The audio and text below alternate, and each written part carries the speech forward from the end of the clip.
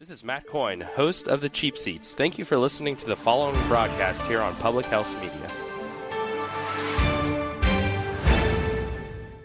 Hey, it's Baxter Colburn here from Public House Media. Did you know that we just added a store here at Public House Media? No, I'm not talking about a grocery store where you can go buy apples or bananas or peanut butter, which are all fantastic, especially when peanut butter's on all of those. Anyway, we've added a store here at Public House Media so you can not only come and represent your favorite podcast network, but also represent your favorite shows as well, too. Just go over to thephmedia.com and look in the top right corner where you'll see the button that says Store. Click on that and you can search through all of our great products. Or if you go to our Facebook page, Public House Media, you can see on the left-hand side a tab that says Store. All of our products are listed there as well too. It's the new Public House Media Store. You don't want to miss it. It is fantastic. Buy some of that great swag to support your favorite shows and to support Public House Media. Check it out today. This is Sam Kirby, host of Cinema Stories here on Public House Media. Thank you for tuning in to the following broadcast here on Public House Media. Once you're done with this episode, I hope you'll come check out my show, Cinema Stories, where we talk about movie and TV news and reviews, and maybe, just maybe, we'll learn a little something about ourselves. If not, then maybe I made you laugh a couple of times. I don't know. New episodes air bi-weekly on Tuesdays. Thanks again for checking out the totally spectacular following broadcast here on Public House Media.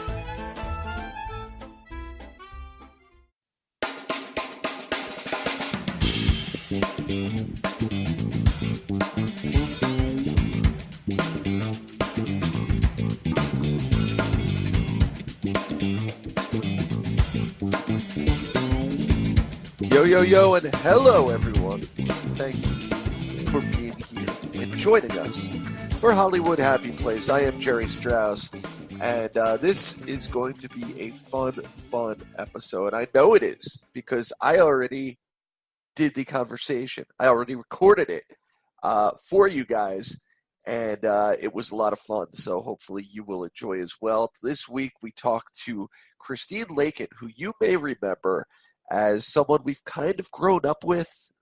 Those of us who are children of the 90s certainly are children of sitcoms and the TGIF era. Friday nights were family-friendly sitcom nights, and one of the most enduring and successful sitcoms of that time was a show called Step by Step. If you watched that wacky family show, you remember the youngest daughter, kind of a tomboy.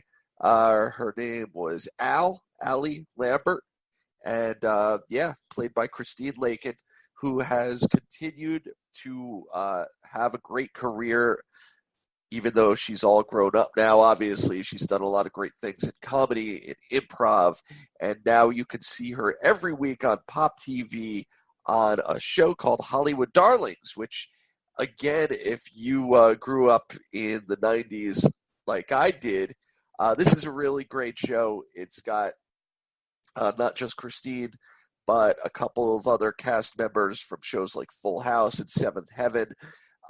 Child stars who are now all grown up, and it's kind of almost like a fictionalized reality show. It follows them playing themselves, but certainly to the comedic hilt, so to speak.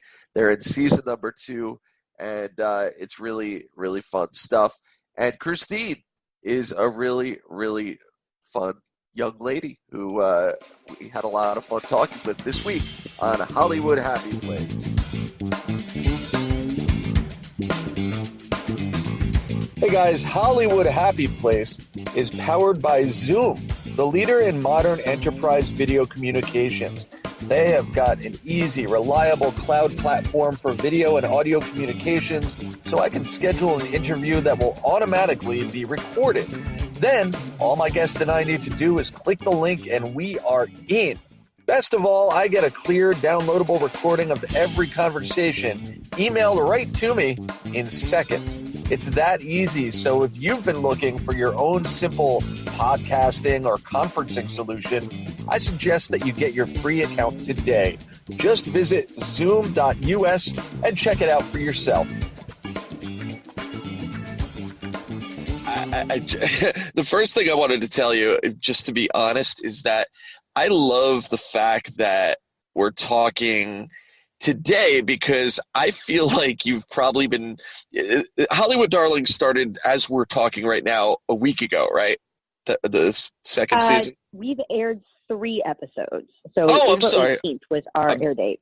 Okay, even better, because I am envisioning that what we are getting here is the Christine who has been through so many interviews and has been asked so many things and is so probably subconsciously weary of it all that the guards are down, the walls are down. We're going to get some crazy stuff here. So I've got lofty expectations for insanity and probably some great clickbait. So thank you in advance. Good. You're welcome.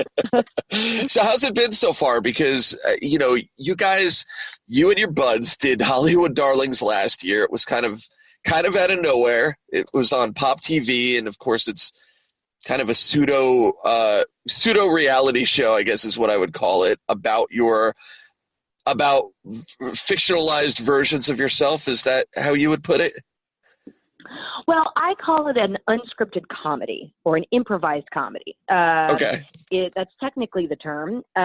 Last year, the tone of the show looked more like a mockumentary style, like a docuseries, or it had that like reality feel to it, although it is very much not a reality show. Although we play heightened versions of ourselves, and some storylines are mined from moments in our real life. The storylines and where we go with them are obviously very scripted in terms of like an outline. But the stuff that we say, the jokes we come up with, all of that is pretty much on the fly. So this year, I think tonally, we have aimed and strived for a little more of a single camera comedy. So the best way I can liken it, best show I can kind of liken it to would be a Curb Your Enthusiasm, but for sort of three comedic women who a lot of people grew up with and think they know, and now we're adults and mothers and businesswomen and, just trying to be normal in the world, and no one will let us because everyone feels like they know us. Right. So and that's really where a lot of the conflict comes from in our lives. Gotcha. Do you feel, whether it's this season or last season, you're showing different versions of yourselves, but you're still you, which I'd have to imagine for some people is a little confusing when they try to figure out what's real and what's fiction. Do you get a lot of feedback from people about I never knew you were like this? Surprise, shock, awe? Is there any kind of overreaction or just strong reaction from your audience who are checking you out and maybe thought they knew you and now they think they know something totally different? Definitely. The show is not for children. It's definitely for adults, and the humor is adult and the language is adult. The situations are definitely more PG-13, if not R. So, I think there are definitely people who check it out and they're like, oh my God, I did not expect to hear, Stephanie Tanner use the F-bomb. So, this is a little more of who we probably are in our real lives, definitely. But I think each one of us brings, you have to heighten who you really are. So, for instance, Jodie is certainly sardonic. She's definitely kind of the, she's got a dark sense of humor. She's wry and sarcastic and has kind of been there, done it, seen it all. And she has that in real life. But, of course, that's played up on the show, Beverley in real life is very type A. She is a little anal retentive. And we lovingly like to tease her about her things that are labeled and categorized. And she has got, a Rolodex of people. You need a hot water heater. You need someone to come and monogram your child's, school uniform. She knows who to call. It's kind of insane. I kind of, the way that I think my character was originally established, I was kind of the hippy dippy of the group. I'm a goofball. I'm a little outside the box. I'm definitely the Blanche in the situation. I'm a little more sexual than maybe is appropriate at times. I am there to stir the pot and embarrass everyone. So in real life, that is, that's not really my personality, but I like to play that role. And I certainly I don't have the ego that my character does. And that was something that originally Jimmy Fox, when he came to me, I had done a web series called Love and Lakin that I created that was a mockumentary about sort of a takeoff on me as a recovering child star who had this sort of Lisa Kudrow-ish comeback ego about herself. And we took that kernel of who that character was and sort of put it into this new version of Christine Lakin, where I just constantly have this kind of, ego about myself, and yet no one knows me, no one remembers me, everyone constantly calls me the wrong name. And I am happy to be the butt of all of those jokes. That's amazing. What's more amazing is that without any hesitation, you just likened yourself to a golden girl, which is, I mean, if there's any lack of ego in the world at all, I mean, for anybody of your age to just go out and call yourself a golden girl, that's pretty cool. Yeah. Well, I grew up with the Golden Girls, and so many of us watched that kind of comedy growing up. Sure. And we've sort of been labeled the younger versions, and we happily adorn that label. I could totally see that. And I got to tell you, I saw a t-shirt like a week ago in the mall, literally, that's just jumping right out of my mind right now, that it was, I believe it was Dorothy on the streets, Blanche in the sheets. So my challenge to you at this point, find that t-shirt. We need to see that at some point in season 3 of Hollywood Darlings. I think now that's a dare. Amazing. I'm going to Amazon that right after I get off the phone with you.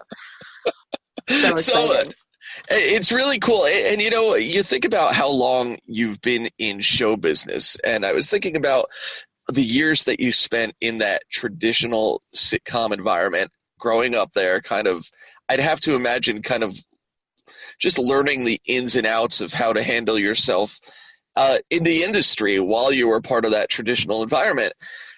And now it seems like you, in particular, have very much gravitated towards a lot more of a loose style of comedy, different outlets that allow you that opportunity to either be looser, to improv, and to kind of make fun of yourself in a comedic way, obviously, whenever possible. Do you feel like it's sort of a natural progression for you? Like you've done the whole read the script word for word sort of thing, and now creatively, is this more satisfying to you to do stuff like this? Well, I think it's twofold. I mean, yes, it is, to answer your question simply, but I think it's twofold. I think the nature of the business has changed since I was a child. We didn't really have internet, and no one was streaming or watching anything on the internet. People made appointment television. So the style of comedy and the kinds of comedy that were out there were limited to what you saw in your cable package. And now there is so much more. There's the arena for television and for what you can create and the kinds of things you want to see is almost limitless. I also believe that comedy changes every 10 years. I think, there are things that do still hold up for sure, but I think rhythm changes. I think the way we relate to certain topical jokes change. And that happens because of history and pop culture and, where the world is. So I think it is a natural progression to a degree. But, for me, I started in theater when I was 6. So the idea of having the live audience, the idea that anything can happen, that you roll with the punches, that, when I went back to theater after Step by Step, when I was in my early 20s, I was in a company here for 9 years that was solely improv based. So that to me is always going to be like where my heart and soul is. And it's something I just love to do. It provides me so much freedom to create. And you just never know what's going to happen. And I think that's where I get my adrenaline rush. Some people like to jump out of planes. Some people like to go to crazy concerts. I like to jump off the bridge of improv. So, so for me, like getting the opportunity to do a show like this and kind of come at it with your own brand of comedy was really exciting. What I didn't expect was to be paired up with 2 women who would not only be able to bring it in their own regard, but who could also give and take as well as Jodie and Beverley can. And that is a gift, because I have been in multiple companies and I've done multiple sketch shows where that is not the case, and it just doesn't work. And it's work. It's not fun. It's like, why are we doing this? And I think we all three got really lucky with the chemistry. Oh, that's really cool. And, I don't want to be the cliche guy to ask you the absolute most cliche question I know you've been answering for 2 years, but I'm going to do it anyway. You guys did know each other for a long, long time over the course of your careers, right? We did, yeah. But we've never, I wouldn't say we've never worked together. Actually, that's not true. Jodie and Beverley did an Oscar Mayer commercial together when they were like 4 and 5 respectively. Wow. They were not in the same scenes. They were in different parts of the commercial, but they would see each other all the time at auditions. And Jodie very quickly then landed Full House, and it took Beverley a while to get her major show, Seventh Heaven. But she would laugh and say, "Oh, I'm so happy when Jodie got Full House, because then I knew she was out of the audition pool, so I had more of a shot." Jodie and I met when I came out to Los Angeles. I'm an Atlanta native and came out here when I was 12 and did some auditions, was sort of spotted by a manager in Atlanta, came out to LA on my spring break, did a few auditions, wasn't really thinking anything was going to come from it, but happened to be able to visit the set of Full House because I was doing a tape so that they could submit me while I was in Atlanta, and pulled a favor, and I got to meet everyone. I have this just dorky picture of me like geeking out over, Jodie, and I think I was standing with Mary-Kate Olsen. I don't know, but I was a fan of all of that television, and I grew up on television. I grew up watching people and studying people, and so when I actually booked a TV show, it was like a dream come true. And I saw Jodie all the time. We had the same producers, so we would see each other at upfront parties and Christmas parties, and I went to her 13th birthday party. And then over the years we sort of we went our own ways and we lost touch a little bit. I did an episode of Seventh Heaven when I was 19, and that's the first time I really met Beverley and worked with Beverley. But of course we all run in the same circles, so it wasn't uncommon.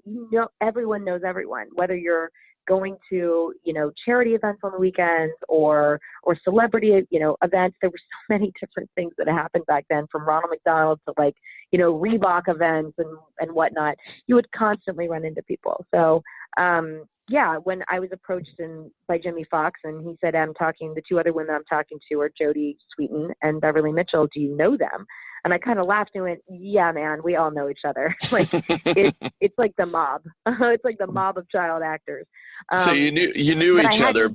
Yeah, you did. Yeah, but you hadn't seen them in years because after Seventh Heaven, Beverley had gotten married, and she was in the thick of it with having children, and Jodie had kind of gone through her stuff and was now starting to, they were starting to pitch Fuller House, and they weren't even sure if that was going. So we had all sort of gone off and done our own thing. I was in college, and then, I was doing tons of theater and independent movies. And so we were just not in the same circles anymore. But the funny thing is, when we all three got together, it was like, oh, right. No time has passed. We have a shared history together that will always bond us no matter what. And we've just been able to build on that and have a different relationship now as adults, which is awesome. It's like being in the military together for a lot of years, but this is the first time all three of you have been on the same battlefield. That's very true. Yeah, it's a great analogy. So it's really interesting. I think your career path is really interesting, especially with you kind of giving background of essentially being a student of the game like you clearly are. If with Darlings or years or whatever, if it came to you to you're cutting out. Sorry. Can you say that again? You're starting to cut in and out a little bit. Sorry about that. Can you hear me? Okay. Yeah, that's better. Okay, sorry. So in a few years, we'll say, hypothetically, your schedule clears whether Hollywood Darlings runs its course, whether you've got time on the side beyond scheduling Hollywood Darlings, a situation came to you to be a part of a traditional sitcom again, which, like you said, comedy changes every 10 years or so, but in at least a very small way, that traditional sitcom still survives. Is that something you would be interested in doing again, or is that just not your thing anymore? Oh, definitely. I will always love the traditional sitcom. It's what ruled the 90s. And, just because we started to go in another direction, I think, comedically or tone-wise, I do think that there is something that is so classic about it and so standard. And when it's done well, there's nothing better. Plus, the schedule. I mean, it's crazy to me, you can work on a single camera comedy and your schedule is it's almost like doing a drama. It's really intense. And a sitcom is like the greatest thing alive. It's a 9-to-5 job. So, I feel like networks and studios have got to get back behind the traditional sitcom because, it's so easy to produce, quite frankly. But I love it. I love being in front of a live audience. There's nothing I like better. We just did a live, I have a podcast called Worst Ever, and we just did a live one last Sunday. And it was the first time we had attempted that. And I'd forgotten, oh my God, it's so great being in front of a live audience because you get immediate reaction and you feed off that. And the improv feeds off that. So, that will always be where I feel most at home. So, yeah, absolutely. So, as someone who has such a deep history with both traditional comedy, with improv, obviously people know that more traditional forms of comedy, whether it be stand-up or whatever, it's all often drawn from personal experience. And so I was curious, somebody like yourself who has now grown up in comedy and grown through comedy, gotten married, children, et cetera, a different point of view, I would say, in life than you had 10 years ago, 20 years ago. Is that something that comes through in your work, whether it be creatively or in improv, et cetera, et cetera? Does that at all fuel anything you do differently? Yeah, I mean, definitely. I think with a show like, especially with a show like Hollywood Darlings, I mean, we're taking so much of our real life experiences and kind of heightening them. So definitely it informs where I approach, I can go any way I want, in terms of my reaction. I'm not limited by what the script says or, what the writer wants me to say. So, yeah, for sure. I think it definitely informs that. I mean, with other things, stuff that is highly scripted, I think you can make decisions as an actor that you always have to play some version of yourself. Even if you're playing a character, you have to approach it with an understanding, first and foremost, of whatever your worldview is. So, I mean, that's my method anyway. So, yeah, I mean, I think it always evolves along with who you are. I mean, is my comedy different now, having experienced motherhood? Probably, because I have a worldview of what it's like to be in the trenches with a screaming child, running around. And I think there are a lot of other women who fully relate to that crazy life. So, yeah, I've definitely experienced new things that provide constant comedy. If you dare laugh at them, which you should, otherwise you go crazy. So yeah, I mean, I think it definitely all your life experience definitely change you as you grow, for sure. Cool. Now, you talked about the freedom of being able to kind of go off script, go any way you want, specifically with Hollywood Darlings. What's that like as far as the filming procedure, the schedule? Because it sounds to me like it could be kind of a cumbersome deal to be able to essentially have a lot of takes and go all over the place and try things out. A lot of fun, but is it kind of a grueling thing to get through as well because of all that freedom? The first year it was. The first year we did like 16-hour days every day. And wow. It was it was a lot of fun, but it was really challenging. We have very thin outlines, which usually consist of maybe a small paragraph per scene. So, we know what the storylines are. We've kind of loosely beaten them out to just, to just outlines, which is also how The League does it, if you've ever seen that show on FX. I did an episode of that, and it's very similar. And then we would go in and kind of, we would just sort of start the scene, and sometimes these takes would go on, and it would be like 8-9 minutes for one scene. And, you're trying to get all the information out that you need to get, but you're also exploring the scene. So by like the third or fourth take, our showrunner would come up and say, okay, we've got all the nuggets. Love that joke you came up with. Keep that in. So let's just run down the beats. It goes this, that joke, this.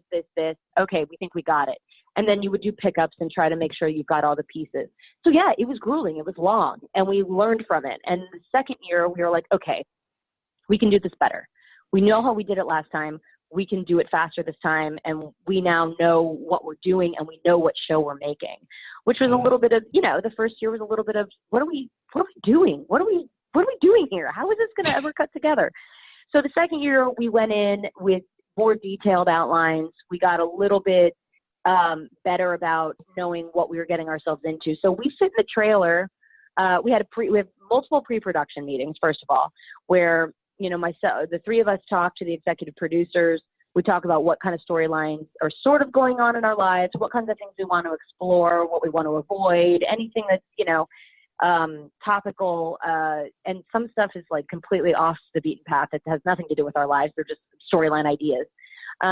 And then we sort of come back and formulate what each episode's going to be about, A story, A line, A story, B story. And we sit around a room and we read through the whole thing, and we all make notes, and we all make ideas and decisions. And I come up with jokes, and I'm pitching the room jokes and pitching Beverly jokes. And by the time we get to filming, we have a Bible of what the show kind of looks like. So each episode is beaten out in more detail, sometimes with jokes thrown in, because I don't want to forget what I said, like 3 weeks ago in pre-production. So I've got jokes ready. I've got, and the three of us will sit in the trailer after getting hair and makeup. We have our executive producer come in. We talk through the scene, how it's going to work. And we kind of just loosely run the scene, like where we think it's going to go. So when we step on set, we know what we're doing, and we're not wasting anyone's time. And it's almost like it runs almost like a traditional single camera comedy. I mean, we do a few pickups, and there's alternate lines that are thrown out, by executive producers. Oh, try this, try that. Let's try this as a better button. Here's an idea, that kind of stuff. We have a punch-up person sitting there just throwing stuff out on the fly to help us. And I mean, it's pretty great. There's definitely enough parameter to get us through what we need to do, but enough wiggle room that if I want to surprise one of them with a one-liner or a joke, or the scene takes a left turn, happy accidents are totally welcome. That's amazing. I mean, that's really cool that you guys are just making things more and more efficient. By the time you get to season 3, season 4, maybe you guys aren't getting along so well. Maybe you don't even have to be on the set at the same time. You're just cutting the scenes in, and it's all going to work out just fine. You're setting yourself up for the future, and that's perfect. That's a very smart thing. Yes, totally. It'll just be like Sex in the City. Exactly.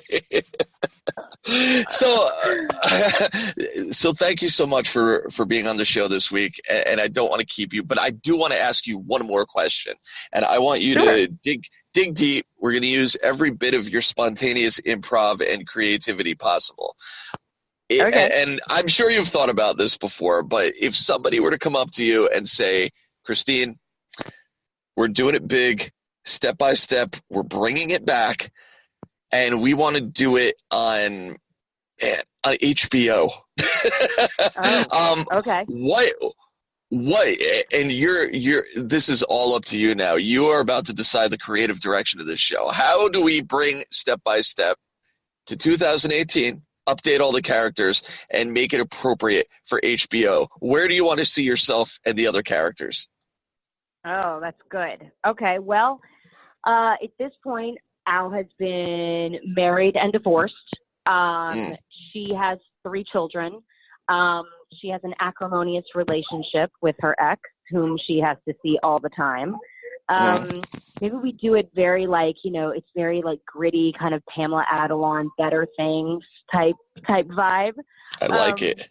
And yeah, her, Frank, her dad, is living in the basement because he and Suzanne, we killed her. How about that? Oh, no. No. Yeah. You can't. No. Okay. Okay. You're in charge. It's HBO. Okay. It's HBO. Wait, do we see it? Horrible... Well, we don't see it, but it was there was a Thigh Master incident, and it involved multiple Thigh Masters. Meta, like it. Yeah, very meta. So it's tragic, but also, life goes on. And she's just, she's just trying to kind of muddle through, and now she's got to raise these 3 kids, single mom, a dad who's kind of a doof, who can't really help her out too much. Her brother JT owns a car mechanic garage down the street, but he's involved with the mob. Her sister, she's being sued by one of them for slander and libel, and and she has an estranged relationship with her younger 2 brothers, and they keep trying to hit her up for money, and she, it's grim. It's a gritty, grim drama. It sounds grim, but I feel like we're missing something. Where's the Code Man in all this?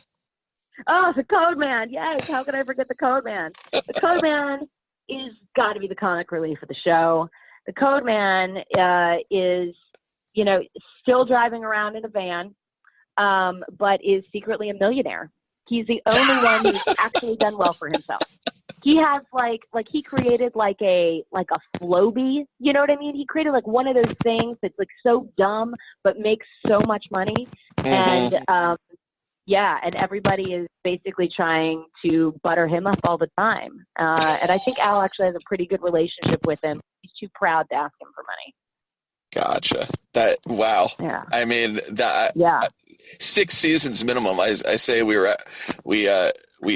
signed this up immediately. Yeah. Commit for the long term. This is all just off the top of my head. It could definitely use a couple revisions. It's going to need some punch ups, but it's a start. It's a start. I love it. I'm in on demand. I am binging that immediately. Yes. Don't even wait. Don't even spread the seasons out. Just make it, please. Yes, please. HBO, you know where I am. Call me. Oh, man. Oh, so, hey, thanks again for talking to Hollywood Darlings. Thank you, Jerry. PopTV. Catch up on all the, first season, second season. Check it out. Thanks, Christine. Thank you. Pleasure to talk to you.